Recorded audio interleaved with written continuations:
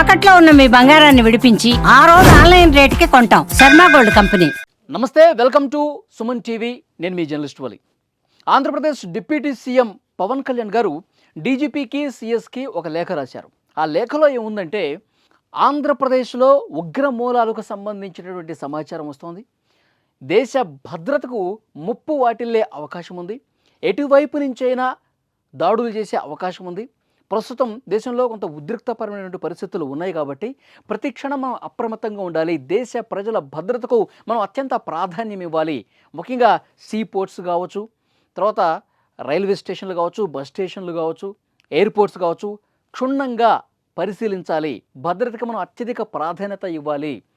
పాకిస్తాన్తో మనం ఆపరేషన్ సింధూర్ లాంటి చేశాం కాబట్టి అటువైపు నుంచి ఏ క్షణమైనా సరే ఉగ్ర మూకలు విరుచుకుపడే అవకాశం ఉంది. దేశం మొత్తం అప్రమత్తంగా ఉంది. ఆంధ్రప్రదేశ్ కూడా నలువైపులా మనం భద్రతను కట్టుదిట్టంగా ఏర్పాటు చేసుకోవాల్సిన అవసరం ఉంది. దీని మీద ప్రత్యేకంగా దృష్టి పెట్టండి అని డిప్యూటీ సీఎం పవన్ కళ్యాణ్ గారు సిఎస్కి, డీజీపీకి లేఖ రాశారనమాట. ఆయన లేఖ రాయటానికి మరొక కారణం కూడా ఉంది. ఇటీవల విజయనగరం జిల్లాలో ఉగ్రమూకల జాడ కనిపించిందండి. విజయనగరం జిల్లాకు సంబంధించినటువంటి సిరాజ్ అనే వ్యక్తి, అలాగే హైదరాబాదులో ఉన్నటువంటి సమీర్ అనే వ్యక్తి, వీళ్ళిద్దరూ కూడా హైదరాబాదులో కలిశారు, మాట్లాడుకున్నారు ఉగ్ర దాడులకు సంబంధించి. ఎందుకంటే ఇన్స్టాగ్రామ్లో సౌదీ నుంచి ఐసీసీ హ్యాండ్లర్తో వాళ్ళకి ఆదేశాలు వచ్చాయి. అంటే మీరు ఏ విధంగా బాంబులు చుట్టాలో నేర్చుకోండి, అది నేర్చుకున్న తర్వాత ఎట్లా దాడి చేయాలి, ఎక్కడ దాడి చేయాలి అన్నీ కూడా మేము ఇన్స్ట్రక్షన్స్ ఇస్తామని చెప్పి వాళ్ళతో కాంటాక్ట్లో ఉన్నారు. దీన్ని ముందస్తుగానే మన నిఘా విభాగాలనేవి పట్టుకున్నాయి, పసిగట్టాయి, వీళ్ళని అరెస్ట్ చేశాయి. వీళ్ళే కాదు, వీళ్ళతో పాటు ఇంకొక నలుగురు ఇతర రాష్ట్రాలకు సంబంధించినటువంటి యువకులు కూడా ఉన్నారు. వీళ్ళు ఆరుగురు ఒక ముఠాగా ఏర్పడి ఒక 3 రోజుల పాటు హైదరాబాద్లో డిస్కస్ చేసుకున్నారంట. దీన్ని పసిగట్టేసినాయి.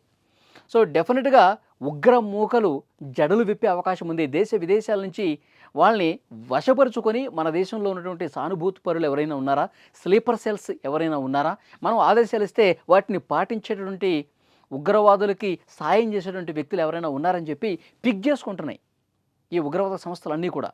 సో సౌదీ నుంచి ఆదేశాలు రావడంతో వాటికి వీళ్ళు వంత పాడుతూ వాళ్ళు చెప్పినట్టుగా మేము చేస్తామని చెప్పి వాళ్ళ వలలో పూర్తిగా చిక్కుకుపోయి ఈ విధంగా దాడులకి చేసేటువంటి ప్రయత్నం జరుగుతూ ఉంది.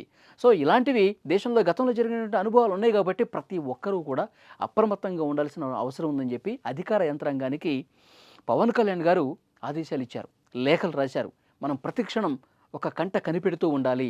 రాష్ట్రంలో ఏం జరుగుతుంది, ఏ మూల ఎటు నుంచైనా సరే పాకిస్తాన్ నుంచి ఉగ్రవాదులు దాడి చేసే అవకాశం ఉంది కాబట్టి ఇప్పుడు దేశం మొత్తం అలర్ట్ ఉంది. సరిహద్దు ప్రాంతాల్లోనే కాదు, దేశం మొత్తం మెట్రో సిటీస్ని టార్గెట్ చేసినటువంటి చరిత్ర గతంలో కూడా ఉంది కదా. హైదరాబాద్లో దిల్సుఖ్ నగర్లో కావచ్చు, తర్వాత కోటిలో గోకుల్ చాట్ బండర్ కావచ్చు, లుంబిని పార్క్ దగ్గర కావచ్చు, దిల్సుఖ్ నగర్లో కావచ్చు. సో ఇలాంటి దాడులు జరిగినాయి. ముంబై అటాక్ మనం చూసాం, గుజరాత్లో జరిగినాయి. సో ఇలాంటివి మళ్ళీ విరుచుకుపడే అవకాశం ఉంది కాబట్టి ప్రస్తుతం ఉద్రిక్తతల సమయం నడుస్తుంది కాబట్టి డెఫినెట్గా అధికార యంత్రాంగం అనేది కాపు కాసుకొని చాలా జాగ్రత్తగా దృష్టి పెట్టి నడుచుకోవాల్సినటువంటి సందర్భం ఇదే అని చెప్పి పవన్ కళ్యాణ్ గారు అలర్ట్ జారీ చేశారు. Thank you very much.